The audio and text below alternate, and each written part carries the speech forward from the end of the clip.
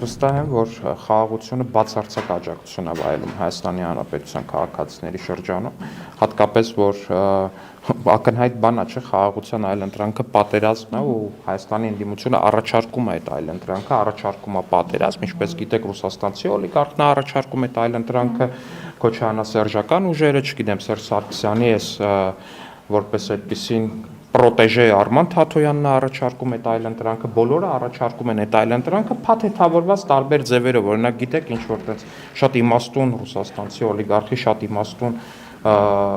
թիմի անդամները առաջարկում են, որպեսզի Չինաստանին բերեն թրիփի երաշխավոր ու դրանով իսկ Ռուսաստանին բերեն թրիփի երաշխավոր, դրանով ձախողեն թրիփը ձախողելով Հայաստանը հասցնեն պատերազմի եզրին, բնականաբար այս պատերազմի այլընտրանքը մշտապես կա ու խաղաղությունը որքան որ իրողություն է, այդքան էլ այդ իրողությունը կարող է փոխվել։ Մի վարքյան ավարտեմ,